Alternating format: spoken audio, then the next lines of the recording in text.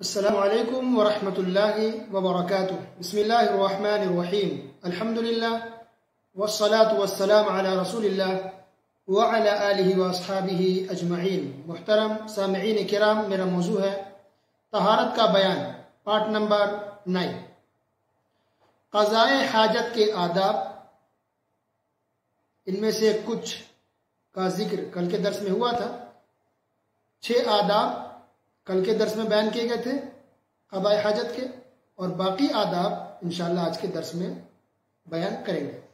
تو نمبر 7، بائیں ہاتھ سے صاف کرنا چاہیے، یعنی پیشاب یا پیخانہ کوئی انسان کرنے جائے تو صفائی کرے انسان لیفٹ ہینڈ سے، بائیں ہاتھ سے۔ صحیح بخاری حدیث نمبر 154 اور صحیح مسلم حدیث نمبر 267۔ ابو قتادہ رضی اللہ تعالیٰ عنہ کہتے ہیں کہ نبی کریم صلی اللہ علیہ وسلم نے ارشاد فرمایا، اذا بال احدکم فلا یأخذن ذکرہ بیمینہ، کہ تم میں سے کوئی آدمی جب پیشاب کرے تو اپنی شرمگاہ کو داہنے ہاتھ سے نہ پکڑے، ولا یستنجی بیمینہ، اور داہنے ہاتھ سے استنجا نہ کرے، یعنی صفائی کے لیے، طہارت کے لیے دائیں ہاتھ کا استعمال نہ کرے، ولا یتنفس فی الاناء، اور برتن کے اندر سانس نہ لے۔ پانی پی رہے ہیں آپ یا شربت پی رہے ہیں، سانس لینا ہو تو برتن ہٹا کے سانس لیں، پیتے ہوئے انسان سانس اسی کے اندر لے، برتن کے اندر، یہ منع ہے۔ تو اب پیشاب پیخانہ انسان کر رہا تو داہنے ہاتھ سے پانی گرا سکتے ہیں، پائپ ہو، ٹوائلٹ میں جو لگا ہو پائپ ہے یا جو بھی جگ ہے یا جو بھی استعمال کی ہو، تو دائیں ہاتھ سے پانی گرائیے، لیکن جو دھونے کا کام ہوگا وہ لیفٹ ہینڈ سے، بائیں ہاتھ سے۔ صفائی کے لیے صرف بائیں ہاتھ یوز کرنا ہے۔ حفصہ رضی اللہ تعالی عنہا کہتی ہیں، سنن ابی داؤد کی روایت ہے، حدیث نمبر 32، ان النبی صلی اللہ علیہ وسلم کان یجعل یمینہ لطعامہ وشرابہ وثیابہ ویجعل شمالہ لما سوا ذلک۔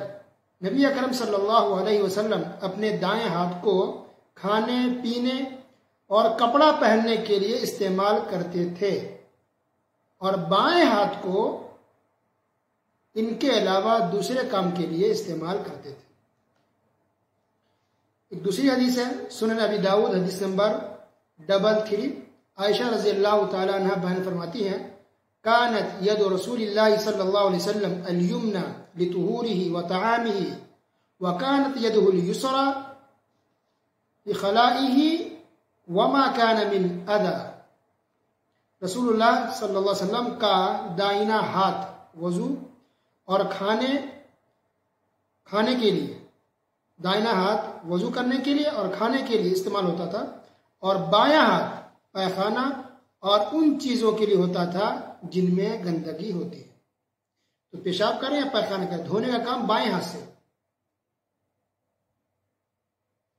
اور جو اچھا کام جسے کھانا پینا یہ دائیں ہاتھ سے ہونا چاہیے۔ بلکہ اگر کوئی انسان بائیں ہاتھ سے پانی بھی پیتا ہے یا چائے بھی پیتا ہے یا کوئی پیتی عورت، تو گنہگار ہوگی، گناہ ہے۔ اللہ کے رسول صلی اللہ علیہ وسلم نے سختی سے منع کیا کوئی انسان بائیں ہاتھ سے نہ کھائے اور نہ ہی پیے، شیطان بائیں ہاتھ سے کھاتا پیتا ہے۔ نمبر 8، راستے یا سائے کی جگہوں پر قضاء حاجت کرنا منع ہے۔ صحیح مسلم حدیث نمبر 269، ابو ہریرہ رضی اللہ تعالیٰ عنہ نے کہا کہ نبی کریم صلی اللہ علیہ وسلم نے ارشاد فرمایا کہ 2 لعنت والے کاموں سے بچو۔ صحابہ کرام نے پوچھا کہ 2 لعنت کے کام کیا ہیں؟ تو آپ صلی اللہ علیہ وسلم نے ارشاد فرمایا، الذی یتخلی فی طریق الناس او فی ظلہم، کہ راستے میں قضاء حاجت کرنا یا پھر سایہ حاصل کرنے کی جگہوں پر یا سایہ دار جگہوں پر قضاء حاجت کرنا، یہ دونوں کام ایسے ہیں جو لعنت والے ہیں۔ اللہ اکبر، بہت بڑا گناہ ہے اس کا مطلب۔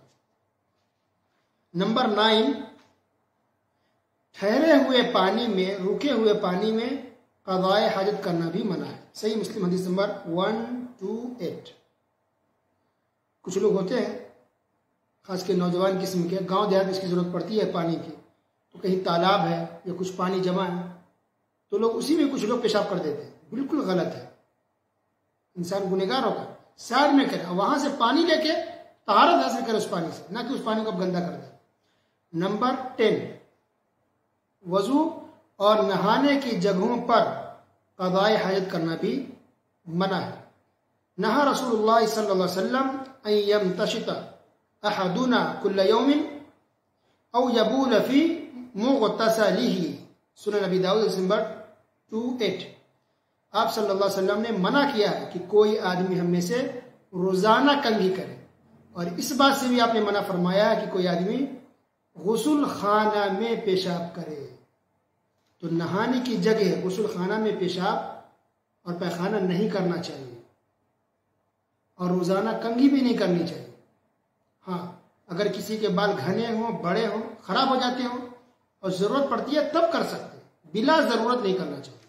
کیونکہ کچھ اور دوسری حدیثیں ہیں جس کے اندر کچھ صحابہ کرام جن کے بال بڑے تھے، گھنے تھے، ان کو اجازت دی گئی کہ وہ اپنے بال کو ٹھیک کر سکتے.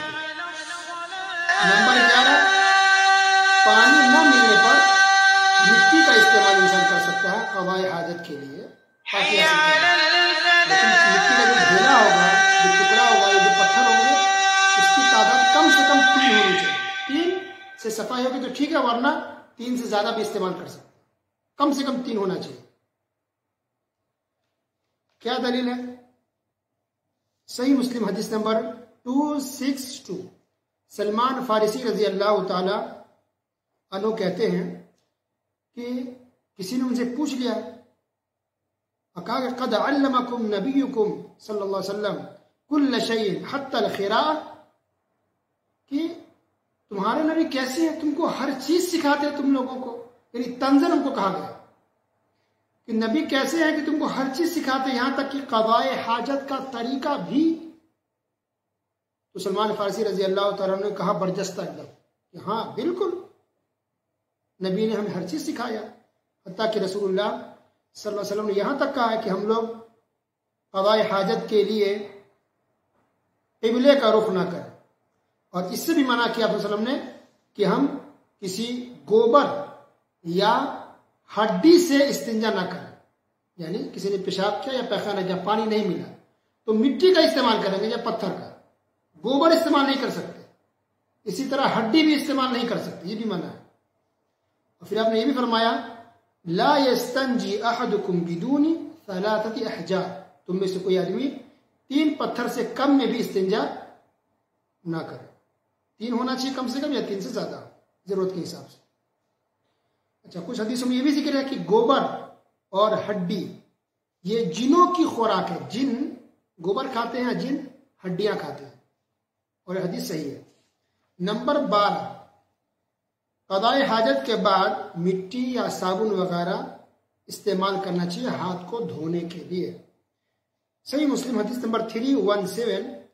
میمونہ رضی اللہ تعالی عنہ اپنے شوہر رسول اللہ صلی اللہ علیہ وسلم کو پانی لا کر کے دیتی ہیں، تو آپ صلی اللہ علیہ وسلم نے اپنے ہاتھ کو مٹی پر رگڑا اور پھر پانی سے ہاتھ کو دھویا قضاء حاجت کے بعد.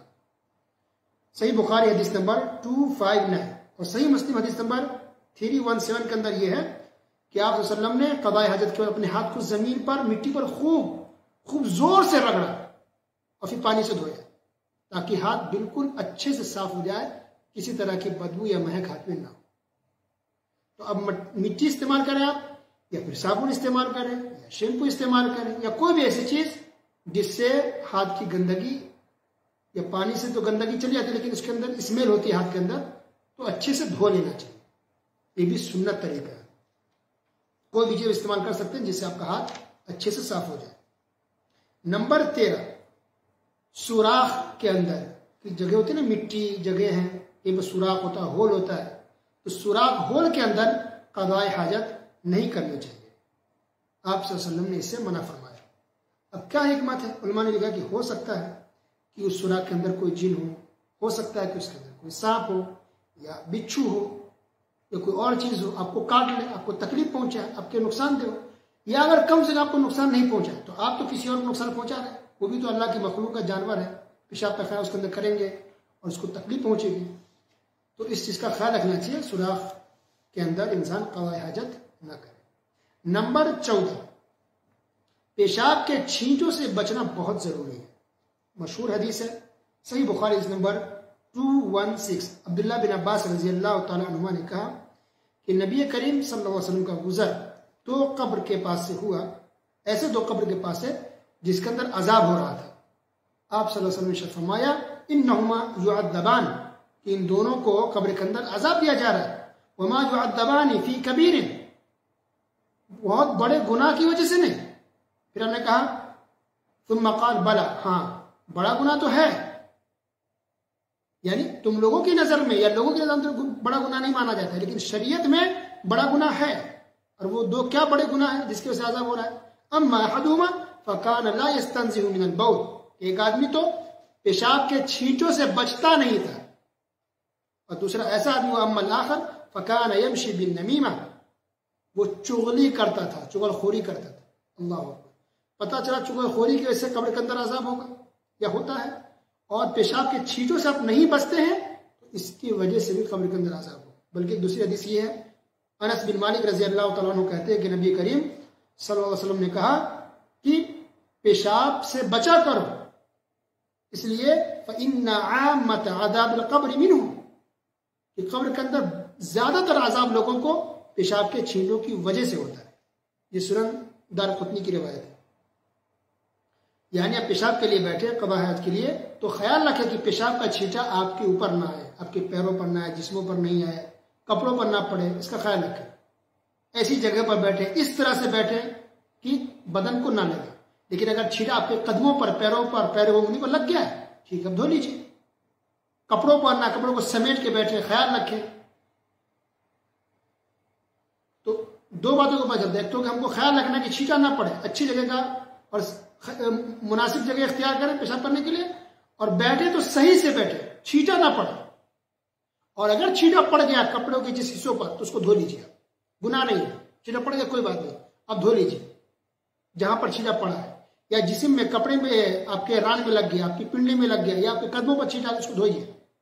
تو دھو لیں گے تو کوئی گناہ نہیں، لیکن نہیں دھوتے ہیں، کپڑے کو لگا آپ نے نہیں دھویا، جسموں کو اس کے چھینٹے آپ نے نہیں دھویا، تو پھر آپ گنہگار ہوں، قبر کے اندر عذاب ہوتا ہے۔ بہت سے لوگوں کو دیکھا گیا ہے کہ واش روم سے نکلتے ہیں پیر تک نہیں دھوتے، ایسے چلے جاتے ہیں، غلط ہے، کم سے کم قدم دھو لیں۔ بہت ممکن ہے کہ چھینٹا آپ کے قدموں پر، پیر کے نچلے حصے پر، انگلیوں پر پڑا ہو تو دھو لینا چاہیے۔ اور نمبر 15، قضاء حاجت کے بعد شرمگاہ کے اوپر، کپڑے کے اوپر سے پانی آپ چھڑک سکتے ہیں، یہ بھی حدیث سے ثابت ہے۔ سنن ابی داؤد حدیث نمبر 168، سفیان بن حکم رضی اللہ تعالیٰ عنہ کہتے ہیں کہ نبی کریم صلی اللہ علیہ وسلم جب پیشاب کرتے ہیں اس کے بعد وضو کرتے ہیں، اور وضو کرنے کے بعد اپنے اوپر پانی لے کر کے شرمگاہ کے اوپر چھڑک لیتے تھے۔ تو شلوار آپ پہنے ہیں، جو بھی کچھ پہنے ہیں، تو آپ پانی لے ہاتھ میں، اور اوپر سے ہی، شلوار کے اندر نہیں، اوپر سے ہی شرمگاہ کے اوپر، کپڑے کے اوپر سے شرمگاہ کے سامنے کچھ پانی آپ چھڑک لیا کریں۔ رسول اللہ صلی اللہ علیہ وسلم ایسا کرتے تھے، حتیٰ کہ عبداللہ بن عمر رضی اللہ تعالی عنہما بھی یہ کام کرتے تھے کہ وضو کے بعد شرمگاہ کے اوپر پانی چھڑک لیا کرتے تھے، بسا اوقات تو ان کے شلوار گیلے ہو جاتے تھے۔ اب اس کی حکمت کیا ہے؟ اس کی حکمت یہ کہ ہو سکتا کچھ قطرات آنے کا خدشہ ہو، قطرہ کچھ گر گیا ہو پیشاب کا، یا وسوسہ کم سے کم آتا ہے، تو پانی چھڑک لیں گے تو اس سے وسوسہ ختم ہو جاتا ہے۔